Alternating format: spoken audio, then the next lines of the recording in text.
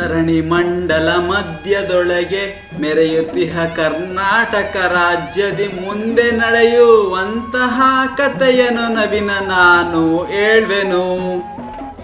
ಪುಣ್ಯಕೋಟಿಯ ಕಥೆಯ ಕೇಳಿ ಬದಲಾದ ಹುಲಿರಾಯನು ಪ್ರಪಂಚದ ಈಗಿನ ಬದುಕಿನ ರೀತಿ ನೋಡಿ ನೊಂದನು.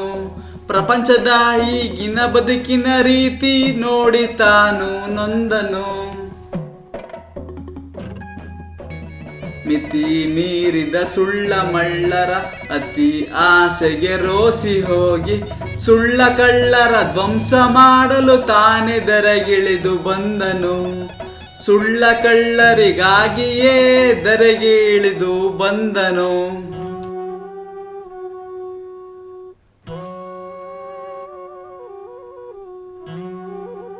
ಸತ್ಯವೇ ನಮ್ಮ ತಾಯಿ ತಂದೆ, ಸತ್ಯವೇ ನಮ್ಮ ಬಂಧು ಬಳಗ, ಸತ್ಯವಾಕ್ಯಕ್ಕೆ ತಪ್ಪಿ ನಡೆದರೆ ಮೆಚ್ಚನ ಪರಮಾತ್ಮನು. ಸತ್ಯವಾಕ್ಯಕ್ಕೆ ತಪ್ಪಿ ನಡೆದರೆ ಮೆಚ್ಚನ ಪರಮಾತ್ಮನು. ಕೊಟ್ಟಿರೋ ಮಾತನ್ನ ಮಾಡಿರೋ ಪ್ರಮಾಣನ ಪಡೆದಿರೋ ಉಪಕಾರನ ಮರಿಬಾರ್ದು ಅಂತ ಸಂದೇಶ ಹೇಳ್ತಾ ಈ ಕಿರುಚಿತ್ರನ ಕನ್ನಡ ಜನತೆಗೆ ಅರ್ಪಿಸ್ತಾ ಇದ್ದೀನಿ.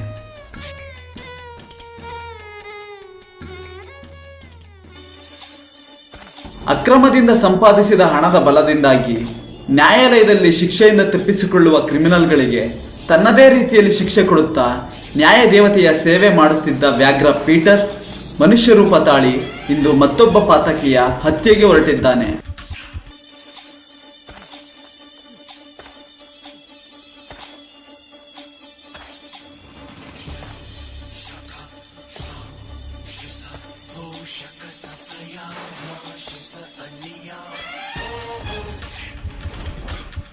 ಸರ್ ನಮಸ್ತೆ ಸರ್.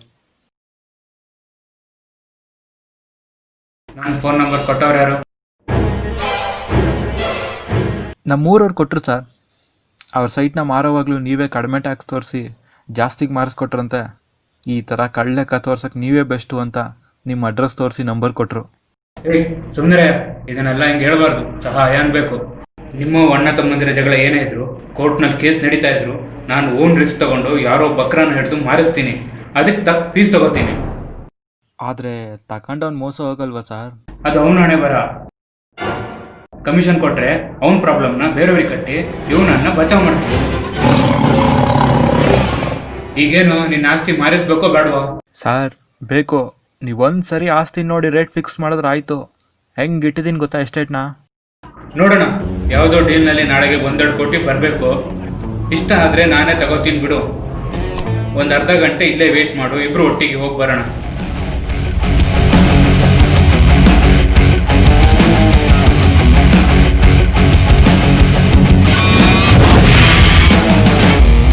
ಮಾಡಿಕೊಂಡ್ರು ತಯಾರಿ ಬರುತ್ತಿದೆ. ಸವಾರಿ ಬಜಾರಲ್ಲೇ ದುಬಾರಿ ಆರಡಿ ಟೈಗರು. ಈ ಟೈಗರು ಗೆಲ್ಲುವಿಗೆ ರೂವಾರಿ ಒಪ್ಪೋದಿಲ್ಲ. ಪಿತ್ತೂರಿ ಕಣ್ಣಲ್ಲಿದೆ ಕಿಚೂರಿ. Solid soldier, hey soldier. Wrong right balance ಮಾಡೋದಕ್ಕೆ ಬರೀ ಲೀಡರ್. ಇಲ್ಲಿ ಗೋಲ್ಡು ವಾರು ಮಾತೇ ಇಲ್ಲ. Direct start war. ಕಣ್ ಹಿಡಿದು ಗರ್ಜಿಸಿದೆ.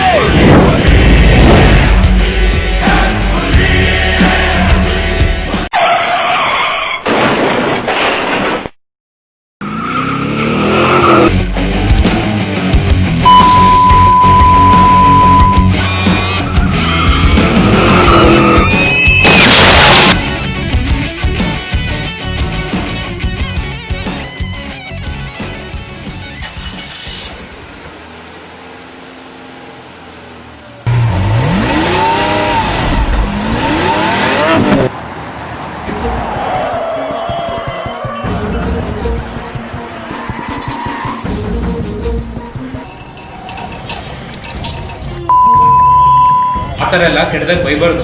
ರೂಲ್ಸ್ ಫಾಲೋ ಮಾಡಿ. ನ್ಯಾಯ ನೀತಿ ಎಲ್ಲೋಯ್ತು ಈ ಕಲಿಯುಗದಲ್ಲಿ? ಸಿಕ್ಕಿದ್ದಾಗ ಹಣ ಕಂಡ್ರೆ ಹೀಗೆ ದುರಂಕಾರ ಬರೋದು. ಬಾ, ನೀನು ಹೆಂಗೆ ಹಿಂಸೆ ಕೊಟ್ಟು ಸಾಯಿಸ್ತೀನಿ ನೋಡು.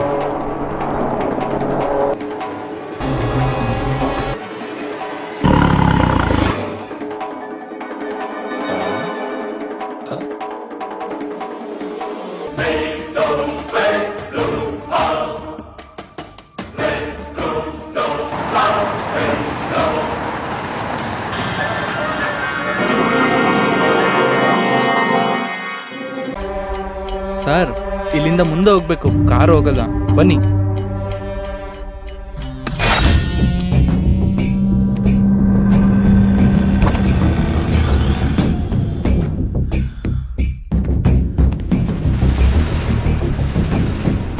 ಅವತ್ತು ಪುಣ್ಯಕೋಟಿನ ಅಟ್ಯಾಕ್ ಮಾಡಿದ ಜಾಗಕ್ಕೆ ಇವತ್ತು ಪರಮ ಪಾಪಿಯನ್ನು ವ್ಯಾಘ್ರ ಕರ್ಕೊಂಡು ಬರ್ತಾ ಇದ್ದಾನೆ. ಇಲ್ಲೇ ಇವತ್ತೇ ಈ ಪರಮ ಪಾಪಿಯ ಬಲಿ. ಈ ಕೊಂಪೆನಾ? ಮೊದ್ಲೇ ಹಿಂಗ್ ಅಂದಿದ್ರೆ ನಾನು ಬರ್ತಾನೆ ಇರ್ಲಿಲ್ಲ. ಇನ್ನು ಎಷ್ಟು ದೂರ ನಡಿಬೇಕಯ್ಯ?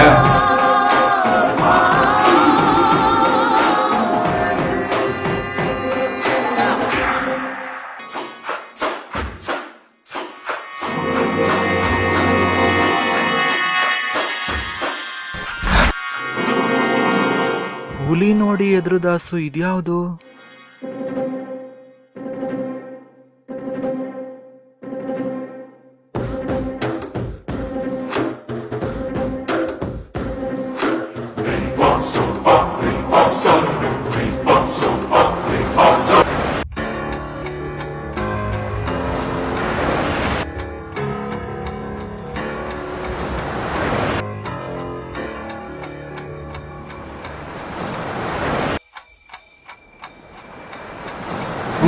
ಚೆನ್ನಾಗಿದೆ.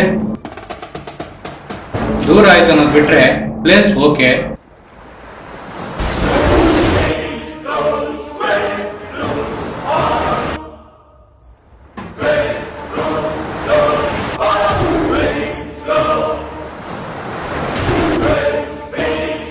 ಬಡ್ಡಿ ಮಗ ಹುಲಿ ನೋಡಿ ನಂಗೆ ಹೇಳ್ದೇನೆ ಎಸ್ಕೇಪ್ ಆಗೋನೆ. ಹೇಗಪ್ಪ ಬಚಾವಾಗೋದು? ಜಗತ್ತಿನಲ್ಲಿ ನಿಯತ್ತು ಸತ್ತೋಯ್ತು.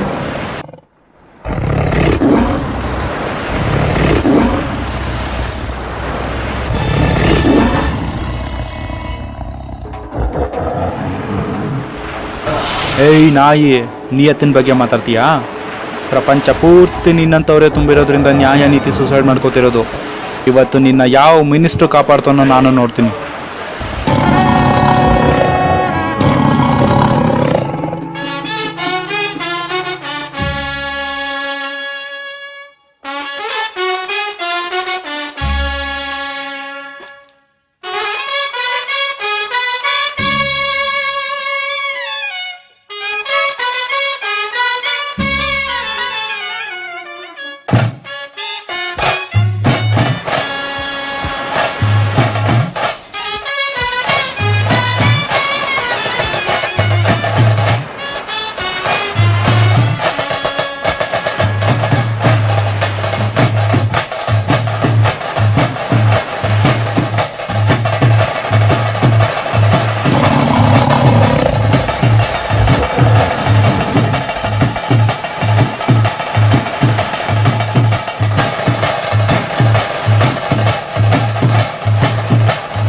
ಯಾರಿವನು? ಇಲ್ಲಿಗೆ ಹೇಗೆ ಬಂದ?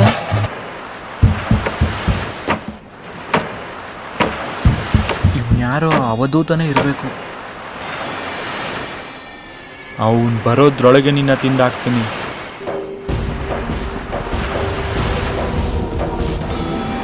ಅವಧೂತ್ರೆ, ನೀವು ನಿಮ್ಮ ಪುಣ್ಯನ ಇಂಥ ಪಾಪಿಗಳಿಗಾಗಿ ಕಳ್ಕೊಬೇಡಿ. ಸೈಡಿಗೆ ಬನ್ನಿ. ಏ ದುಷ್ಟ ದೇವದ ಹುಲಿ, ಇವರನ್ನ ನೀನೇನು ಮಾಡೋಕ್ಕಾಗಲ್ಲ. ರಾಜೀವ, ಸುಮ್ಮನೆ ನಿಂತ್ಕೊ. ಇವನಾರು ಗೊತ್ತಾ? ವ್ಯಾಘ್ರ. ಹಬ್ಬಿದ ಮಲೆ ಮಧ್ಯದೊಳಗೆ ಅರ್ಭುತನೆಂದೆಂಬ ವ್ಯಾಘ್ರನು ಅಬ್ಬರಿಸಿ ಹಸಿ ಹಸಿದು ಬೆಟ್ಟದ ಕಿಬ್ಬಿಯೊಳ್ಳುತ್ತಾನಿದ್ದನು. ಸಿಡಿದು ರೋಷದಿ ಮೊರೆಯುತ್ತಾ ಹುಲಿ ಗುಡುಗುಡಿಸಿ ಓರಿಡುತ್ತ ಚಂಗನೆ ತುಡುಕಲೆರಗಿದ ರಭಸ ಕಂಜಿ ಚದರಿ ಹೋದುವು ಹಸುಗಳು. ಪುಣ್ಯಕೋಟಿ ಎಂಬ ಹಸುವು ತನ್ನ ಕಂದನ ನೆನೆದುಕೊಂಡು ಮುನ್ನ ಹಾಲನು ಕೊಡುವೆನೆನುತ ಚಂದದೀತ ಬರುತ್ತಿರೆ. ಹಿಂದೆ ನಗೆ ಆಹಾರ ಸಿಕ್ಕಿತು ಎಂದು ಬೇಗನೆ ದುಷ್ಟ ವ್ಯಾಘ್ರನು ಬಂದು ಬಳಸಿ ಅಡ್ಡಗಟ್ಟಿ ನಿಂದನ ಹುಲಿರಾಯನು. ಸತ್ಯವೇ ಭಗವಂತನೆಂದ ಪುಣ್ಯಕೋಟಿಯ ಕಥೆಯಿದು.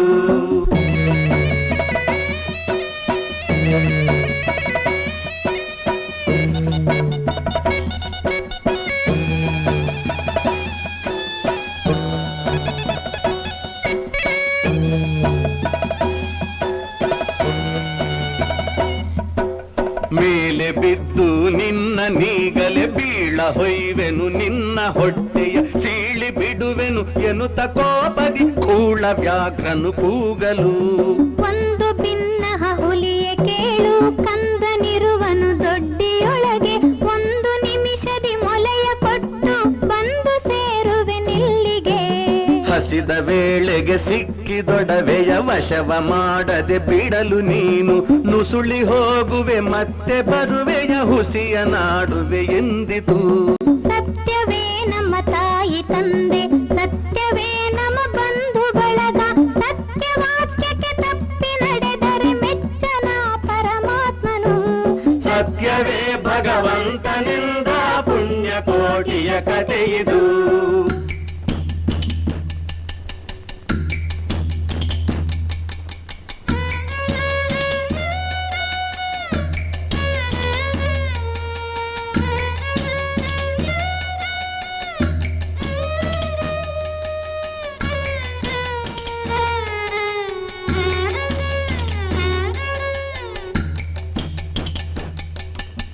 ಒಂದು ತಿನ್ನುವೆನೆಂಬ ಹುಲಿಗೆ ಚಂದದಿಂದ ಭಾಷೆ ಇತ್ತು, ಕಂದ ನಿನ್ನನು ನೋಡಿ ಹೋಗುವೆನೆಂದು ಬಂದೆನು ದೊಡ್ಡಿಗೆ.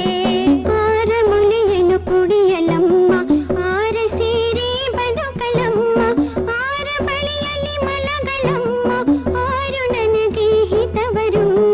ಅಮ್ಮಗಳಿರ ಅಕ್ಕಗಳಿರ ನಮ್ಮ ತಾಯೊಡ ಹುಟ್ಟುಗಳಿರ, ನಿಮ್ಮ ಕಂದನೆಂದು ಕಾಣಿರಿ ತಬ್ಬಲಿಯ ನೀ ಕರುವನು.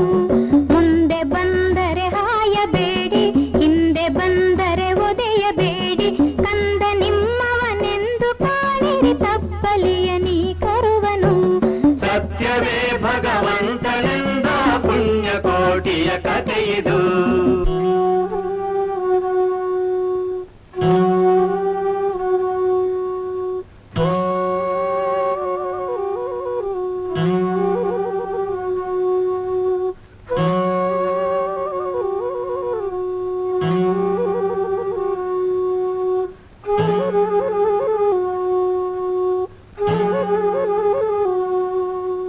ತಬ್ಬಲಿಯು ನೀನಾದೆ ಮಗನೇ, ಹೆಬ್ಬುಲಿಯ ಬಾಯನ್ನು ಹೋಗುವೆನು, ಇಬ್ಬರಾರುಣ ತೀರಿತೆಂದು ತಬ್ಬಿಕೊಂಡಿತು ಕಂದನ.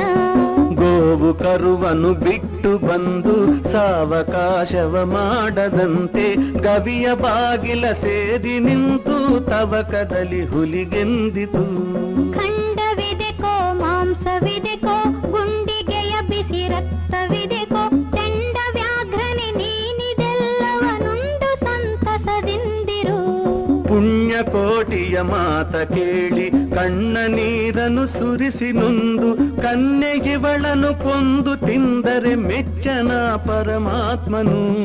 ಎನ್ನ ಒಡ ಹುಟ್ಟಕ್ಕ ನೀನು ನಿನ್ನ ಕೊಂದು ಏನ ಪಡೆವೆನು ಎನ್ನುತ್ತಾ ಹುಲಿ ಹಾರಿ ನೆಗೆದು ತನ್ನ ಪ್ರಾಣವ ಬಿಟ್ಟಿತು.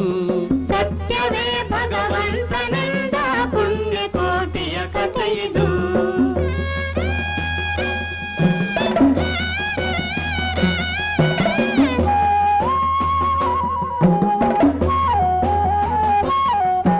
ಪುಣ್ಯಕೋಟಿಯ ಸತ್ಯ ನೋಡಿ ಸೂಸೈಡ್ ಮಾಡ್ಕೊಂಡವನು, ಆದ್ರೆ ಪ್ರಪಂಚದಲ್ಲಿ ಸತ್ಯ ಸಮಾಧಿಯಾಗಿರೋದು ನೋಡಿ ಮನಸ್ಸಿಗೆ ಶಾಂತಿ ಕಳ್ಕೊಂಡು ದೆವ್ವ ಆಗವನೆ. ಪ್ರಪಂಚದಲ್ಲೇ ಸೂಸೈಡ್ ಮಾಡ್ಕೊಂಡಿರೋ ಫಸ್ಟ್ ಅಂಡ್ ಲಾಸ್ಟ್ ಹುಲಿ ಇವನೇ.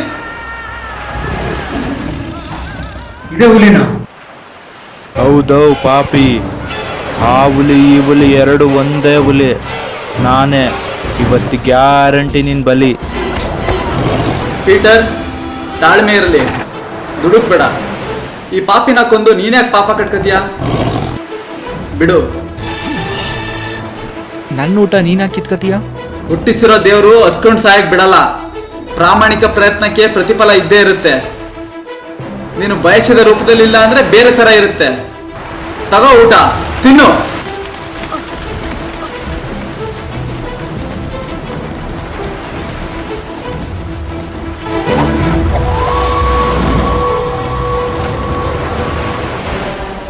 ನನ್ನ ತಡೆಯೋಕೆ ನಿನ್ನ ಕೈಲಾಗಲ್ಲ.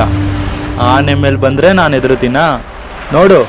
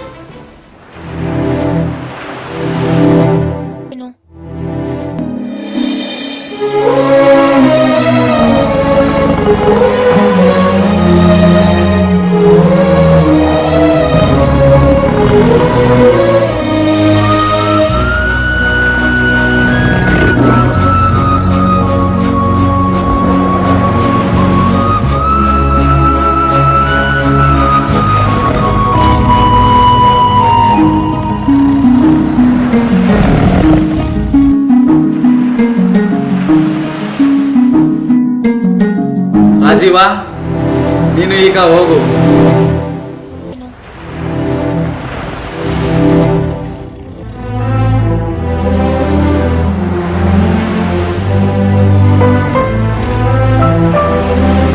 ನನ್ನ ತ್ಯಾಗ ನಿಂಗೆ ಗೊತ್ತಿಲ್ಲ.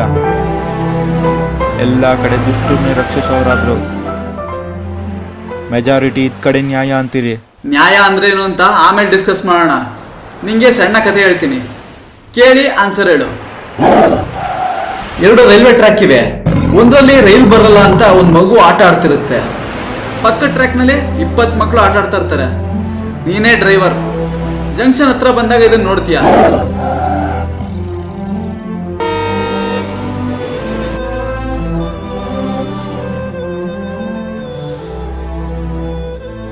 ಟ್ರ್ಯಾಕ್ ಚೇಂಜ್ ಮಾಡಿ 20 ಮಕ್ಕಳನ್ನ ಉಳಿಸ್ತೀಯೋ, ಇಲ್ಲ ಒಂದ್ ಮಗುಗೋಸ್ಕರ 20 ಮಕ್ಕಳನ್ನ ಸಾಯಿಸ್ತೀಯೋ?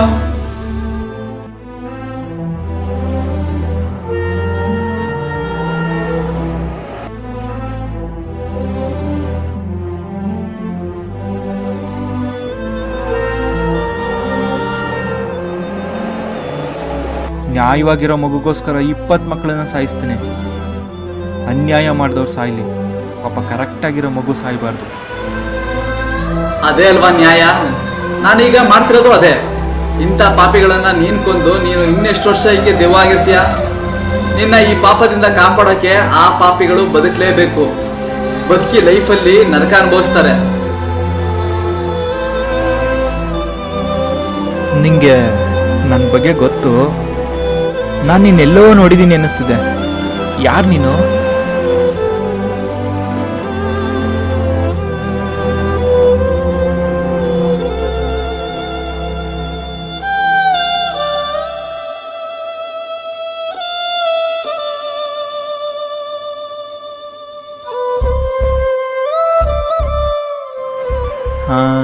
ಹಾಂ, ಜಂಗಲ್ ಬುಕ್ನಲ್ಲಿ ಬರೋ ಮೋಗ್ಲಿನಾ?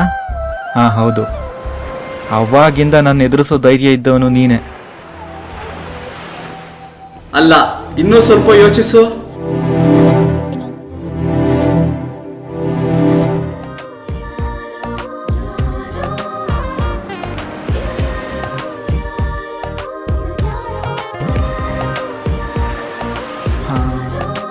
ಕೃಷ್ಣನ್ ಪಕ್ಕ ಇದೆಯಾ ಅಂದ್ರೆ ನೀನು ಪುಣ್ಯ ಕೋಟಿ ಮರಿ ಪುಣ್ಯ ಕೋಟಿನೇ. ದಡ್ಡ ದಡ್ಡ, ನಾನವನಲ್ಲ ನಾನವನಲ್ಲ ನಾನವನಲ್ಲ. ಇಲ್ಲ, ನೀನು ಅವನೇನೆ. ಪುಣ್ಯಕೋಟಿ ಕಥೆಲಿದ್ದ ವ್ಯಾಘ್ರ, ಜಂಗಲ್ ಬುಕ್ನಲ್ಲಿರೋ ಶೇರ್ ಖಾನ್, ಇಲ್ಲಿ ನಿಂತಿರೋ ಹುಲಿ ಪೀಟರ್, ನಾನು ಒಂದೇ. ನೀನು ಮಾತ್ರ ಬೇರೆ ಹೇಗಾಗ್ತೀಯಾ? ಹಾಗಾದರೆ ಪುಣ್ಯಕೋಟಿಯ ಸುಮಯಿಸ್ತಾ ಇದ್ದ ಕೃಷ್ಣ, ಅವಧೂತ ಪ್ರಭು ನೀನೇ ಇರಬೇಕು. ಪ್ರಭು, ತೋರಿಸು ನಿನ್ನ ವಿಶ್ವರೂಪ. ಪ್ರಭು, ತೋರಿಸು ನಿನ್ನ ವಿಶ್ವರೂಪ. ನಾನು ಯಾರೂ ಅಲ್ಲ, ಸಾಮಾನ್ಯ ಮನುಷ್ಯ. ಅವಧೂತ, ಆದರೂ ನೀನು ಮಾಡಿದ ತಪ್ಪು. ಆ ದಗಾಕೋರನಿಗೆ ಹೆಲ್ಪ್ ಮಾಡಬಾರ್ದಿತ್ತು. ಸಹಾಯ ಅನ್ನೋದು ಪ್ರೈಸ್ಲೆಸ್ ಗಿಫ್ಟು. ಅದನ್ನು ಎಲ್ಲರಿಂದ ಅಪೇಕ್ಷಿಸಬಾರ್ದು. ಹೃದಯ ಶ್ರೀಮಂತಿಕೆ ಇದ್ದವ್ರು ಮಾತ್ರ ಕೊಡ್ತಾರೆ. ಆದರೆ ಯೋಗ್ಯತೆ ಇಲ್ಲದವ್ರು ಕೊಟ್ಟು ನೀನು ಅದರ ಬೆಲೆ ಕಳೆದುಬಿಟ್ಟೆ. ನಂಗೂ ಗೊತ್ತು. ಈ ರಾಜೀವ ಇಂಥವನು ನಾನ್ ನೋಡಿಲ್ವಾ?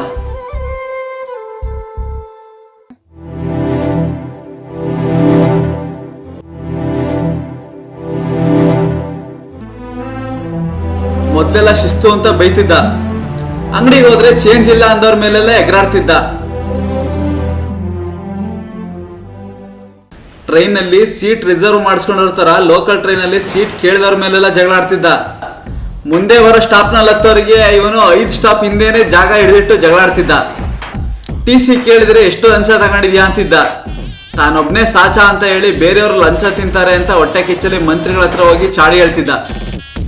ಆ ಸುಬ್ರಹ್ಮಣ್ಯ ಲಂಚ್ಕೋರ, ಅವನನ್ನ ಕೆಲಸದಿಂದ ತೆಗಿರಿ, ಮನುಷ್ಯ ನ್ಯಾಯವಾಗಿರ್ಬೇಕು ಅಂತ ಬೈತಿದ್ದ.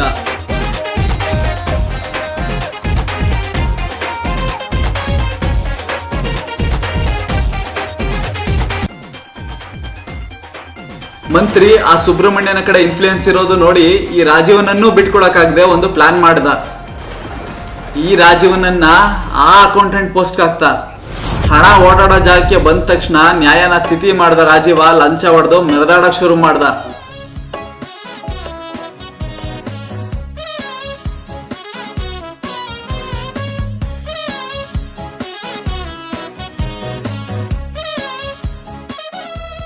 ಈ ತರ ಬದಲಾದ ಇವನ ಬುದ್ಧಿ ನೋಡಿ ನೀನು ಆಕ್ಷನ್ ತಗೊಳಕ್ ಬಂದೆ.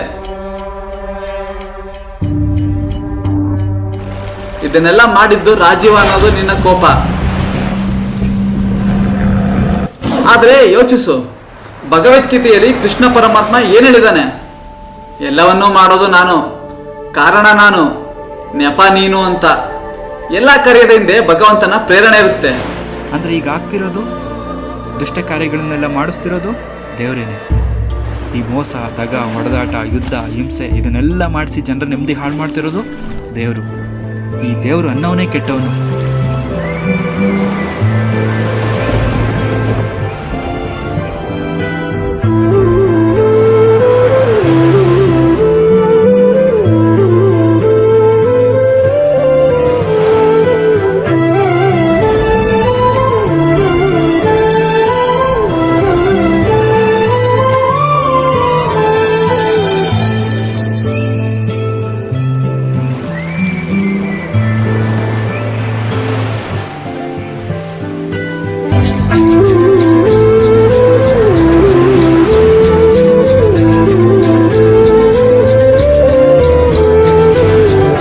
ಜೀವನದ ದೋಣಿ ನದಿಯಲ್ಲಿ ಗೊಂದಲದಲ್ಲಿ ಮುಳುಗ್ತಿದೆ.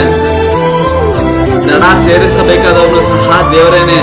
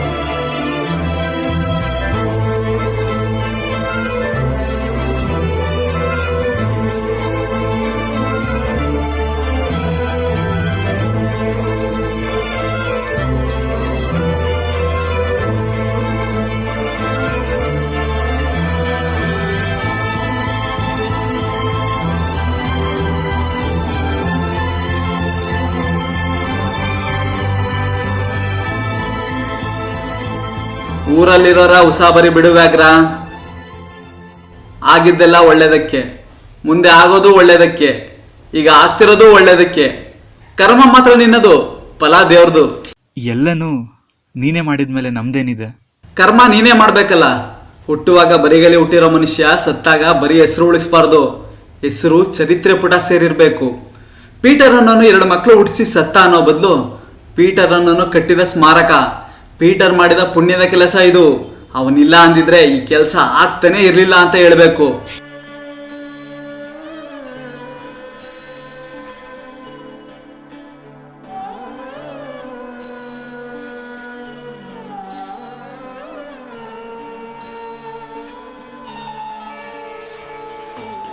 ಅದರಲ್ಲಿ ದೇವ್ರೇನು ಮಾಡ್ದಾಗಾಯ್ತು? ಜನ ಹಣಕ್ಕಾಗಿ ಎಂತೆಂಥ ಹೀನಾಯ ಕೆಲಸ ಮಾಡ್ತಾರೆ. ಮಾಡಿದ ಕೆಲಸನ ತಾವೇ ಮಾಡಿದ್ದು ಅಂತ ಹೇಳ್ಕೊಳ್ಳೋಕ್ಕೂ ಭಯ. ತಮ್ಮ ಘನಕಾರ್ಯನ ಇನ್ನೊಬ್ಬರ ಮೇಲೆ ಹೊರಿಸ್ತಾರೆ. ಅತಿ ದೊಡ್ಡ ಕಳ್ಳನೇ ದೇಶ ಆಳೋ ನಾಯಕ. ಈ ಬಲಿಷ್ಠ ಜನಾಂಗ ಏನೇ ಮಾಡಿದ್ರು ಅವ್ರಿಗೆ ಶಿಕ್ಷೆ ಇಲ್ಲ. ಕೋರ್ಟಿಗೇನೆ ಲಂಚ ಕೊಟ್ಟು ಕೇಸ್ ಮುಚ್ಚಾಕ್ತಾರೆ. ಇವರು ಕೊನೆವರೆಗೂ ಕಾರ್ನಲ್ಲಿ ತಿರುಗಿ ಸುಖದ ಸುಪ್ಪತ್ತಿಗೆಯಲ್ಲೂ ಹೊರಳಾಡೋವಾಗ ಮಾಡ್ತೀಯ. ಅದೇ ನ್ಯಾಯ ನೀತಿಗೆ ಹೆದರೋ ನನ್ನಂಥವರು ಪುಣ್ಯಕೋಟಿ ಕಾಲದಲ್ಲಿ ವ್ಯಾಘ್ರ, ಜಂಗಲ್ ಬುಕ್ನಲ್ಲಿ ಶೇರ್ ಖಾನ್, ಈಗ ಪೀಟರ್ ಆಗಿ ಒಂದೇ ಹುಲಿ ರೂಪದಲ್ಲಿ ನಡ್ತಿದ್ದೀವಿ. ಅನ್ಯಾಯ ಮೋಸ ಮಾಡುವವರು ನೀನು ಸಪೋರ್ಟ್ ಇಲ್ದಿದ್ರೆ ಮಾಡೋಕ್ಕಾಗಲ್ಲ ಅಂದಮೇಲೆ ನೀನು ಯಾಕೆ ಅವ್ರಿಗೆ ಸಪೋರ್ಟ್ ಕೊಡ್ತೀಯಾ? ಈ ಪ್ರಪಂಚದ ನಿಯಮ ನಿಂಗಿನ್ನೂ ಅರ್ಥ ಆಗ್ಲಿಲ್ವಾ?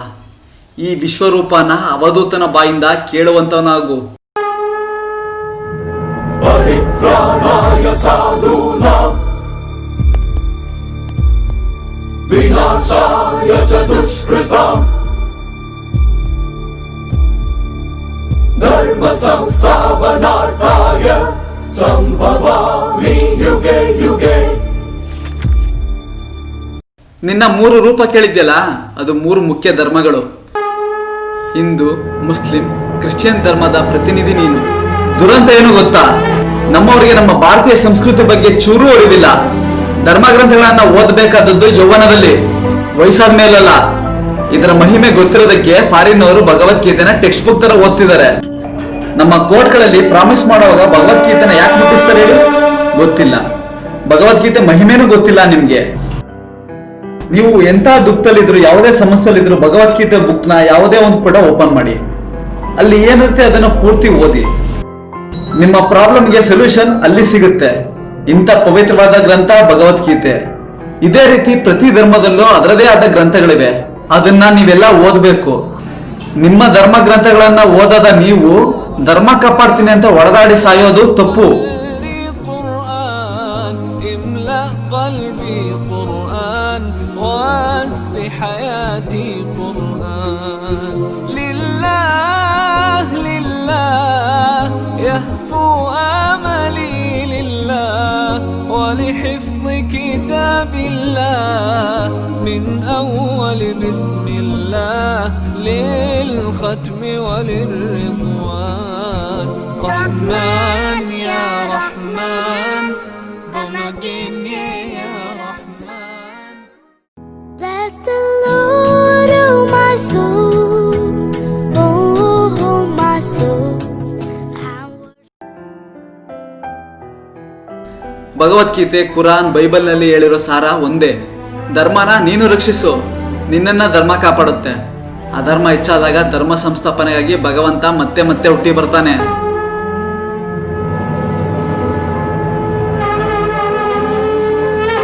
ಸಮಾಜದಲ್ಲಿ ಇರೋದು ತಮ್ಮ ಹಣೆ ಬರಹ ಅಂತ ಬಂದಿದ್ದು ಅನುಭವಿಸೋ ಕತ್ತೆಗಳು, ಇಂಥವರನ್ನು ಬಗೆದು ತಿನ್ನೋ ಗುಳ್ಳೆ ನರಿಗಳು.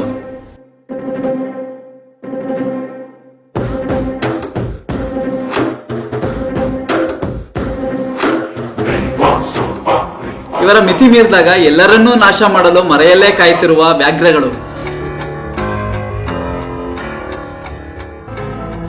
ಮನುಷ್ಯ ಏನೇನೋ ಮಾಡಿ ಹಣ ಮಾಡ್ತಾನೆ, ಆದ್ರೆ ಅವನಿಗೆ ಬೇಕಾದ ನೆಮ್ಮದಿ ಇರಲ್ಲ. ಎಂಥ ಶ್ರೀಮಂತನಾದ್ರೂ ಒಂದಲ್ಲ ಒಂದು ಕೊರಗು ಇದ್ದೇ ಇರುತ್ತೆ. 90% ಹಣ ಇದ್ದು 10% ನೆಮ್ಮದಿ ಇಲ್ಲ ಅಂದ್ರೆ ಬದುಕು ನರಕ. ಮೈ ತುಂಬಾ ಕಾಯಿಲೆ, ನೀತಿಗೆಟ್ಟ ಮಕ್ಕಳು, ಮನೆಯಲ್ಲಿ ಸದಾ ಜಗಳ, ಹಣದ ಸಮಸ್ಯೆ, ಹೆಣ್ಣಿನ ಸಮಸ್ಯೆ, ಜೀವ ಭಯ, ಜೈಲಿನ ಭಯ, ಹೆಂಡತಿ ಗಯ್ಯಾಳಿತನ, ಹೀಗೆ ಸದಾ ಚಿಂತೆ ಇದ್ದೇ ಇರುತ್ತೆ. ಇವರ ಕರ್ಮ ಅತಿಯಾದಾಗ ನಾನು ಬಾಣದಿಂದ ಚುಚ್ಚಿಸ್ತೀನಿ.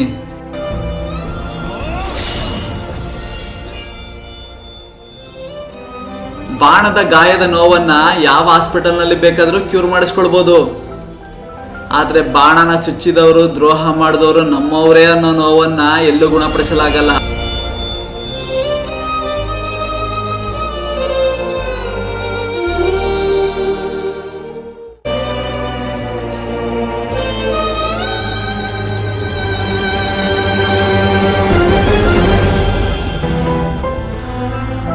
ಇಂಥವ್ರಿಗಾಗಿನ ನಾನು ಏನೆಲ್ಲ ಮಾಡಬಾರ್ದು ಮಾಡಿದೆ ಅನ್ಸುತ್ತೆ. ಹಣ ಇಲ್ಲದೆ ಹಣಕ್ಕಾಗಿ ಪರದಾಡ್ತಿರಲ್ಲ ನೀವು. ಸ್ವಲ್ಪ ಯೋಚಿಸಿ, ಹಣ ಎಲ್ಲಿಂದ ಬಂತು? ಹಣ ಯಾರೋ ಒಬ್ಬ ಕೊಟ್ಟವನು ಈ ಹಿಂದೆ ಯಾರ ಹತ್ರನೋ ಪಡೆದಿದ್ದ, ಮುಂದಕ್ಕೆ ಬೇರೆಯವ್ರು ಕೊಡ್ತಿದ್ದಾನೆ. ಕೊಟ್ಟಿದ್ದು ತನಗಾಯ್ತು, ಬಚ್ಚಿಟ್ಟಿದ್ದು ಪರರಿಗಾಯ್ತು. ಇದರ ಅರಿವಿಲ್ಲದ ಸಮಾಜ ಹಣದ ಬೆನ್ನು ಹೊತ್ತಿದೆ. ಒಳ್ಳೆ ಕೆಲಸ ಮಾಡ್ತಾನೋ ಕೆಟ್ಟ ಕೆಲಸ ಮಾಡ್ತಾನೋ ನನಗೆ ಮುಖ್ಯ ಅಲ್ಲ. ಯಾರು ಏನು ಮಾಡಬೇಕು ಅಂತ ಪ್ರಯತ್ನ ಪಡ್ತಾರೋ ಅವ್ರಿಗೆ ನಾನು ಅದಕ್ಕಿಂತ ಬೆಸ್ಟ್ ಆದದ್ದನ್ನೇ ಕೊಡ್ತೀನಿ. ನೀನು ಕೊಲೆ ಮಾಡಬೇಕು ಅನ್ಕೊಂಡು ಸಿನ್ಸಿಯರ್ ಆಗಿ ಪ್ರಯತ್ನಿಸಿದ್ರೆ ನಿನ್ನ ಕರ್ಮಕ್ಕೆ ಫಲ ಕೊಡೋದಷ್ಟೇ ನನ್ನ ಕೆಲಸ. ಈ ಬದುಕು ತುಂಬಾ ಸಣ್ಣದು. ಎಲ್ಲರಿಗೂ ಟೈಮ್ ಒಂದೇ ಸಮ ಕೊಟ್ಟಿದ್ದೀನಿ. ಹೇಗೆ ಉಪಯೋಗಿಸ್ಕೊಳ್ಬೇಕು ಅನ್ನೋ ಸ್ವಾತಂತ್ರ್ಯನೂ ಕೊಟ್ಟಿದ್ದೀನಿ. ನಿನ್ನ ಆಯ್ಕೆ ನಿನ್ನದು. ಸುಂದರ ಪರಿಸರ ನೋಡ್ತಾ ಇರ್ತೀಯಾ, ಇರು. ಮೋಸ ಮಾಡ್ತಾ ಇರ್ತೀಯಾ, ಇರು. ನಿನ್ನ ಮನಸ್ಸು ನಿನ್ನ ಕೈಲಿದೆ. ನಿನ್ನ ಟೈಮ್ನ ಹೇಗ್ ಬೇಕೋ ಹಾಗೆ ಕಳಿ. ಆದ್ರೆ ನಾನು ಯಾಕೆ ಹೀಗೆ ಮಾಡಿದೆ ಅಂತ ಮುಂದೆ ಪಶ್ಚಾತ್ತಾಪ ಪಡೋಕೆ ಮಾಡ್ಕೋಬೇಡ. ಗೊತ್ತಾಯ್ತು ನೀನ್ ಯಾರು ಅಂತ. ನಾನು ಯಾರು ಹೇಳು? ಮರಿ ಪುಣ್ಯಕೋಟಿನ, ಮೋಗ್ಲಿನ, ಕೃಷ್ಣನ? ಎಲ್ಲ ದೇವರು ಒಂದೇ, ರೂಪ ಹೆಸರು ಬೇರೆ. ಎಲ್ಲ ಧರ್ಮ ಹೇಳೋದೊಂದೇ. ನೀವು ಬದುಕಿ ಬೇರೆಯವರನ್ನು ಬದುಕೋಗ್ಬಿಡಿ. ನೀನು ಯಾರು ಅಂದರೆ ಅವಧೂತ. ಅವಧೂತನೇ ದೇವರು, ದೇವರೇ ಅವಧೂತ. ನೀನು ಅವನ ದೂತ. ದೇವರೇ ದೇವರೇ ಅನ್ನುವ ನೀನೇ ದೇವರು. ನೀನಿಲ್ಲ ಅಂದರೆ ದೇವರಿಲ್ಲ. ನೀನು ಎಲ್ಲಿದೆಯಾ ಅಂದರೆ ಪ್ರತಿಯೊಬ್ಬನಲ್ಲೂ ಇದೆಯಾ, ಪ್ರತಿ ಕೆಲಸದಲ್ಲೂ ಇದೆಯಾ. ನೀನಿರೋದೇ ಸತ್ಯ, ಸತ್ಯನೇ ದೇವರು. ಕೊಟ್ಟ ಮಾತು ಮರೆಯದವನ ಹತ್ರ ನಿನ್ನೆ ನೋಡೋ ಕೂಲಿಂಗ್ ಗ್ಲಾಸ್ ಇರುತ್ತೆ.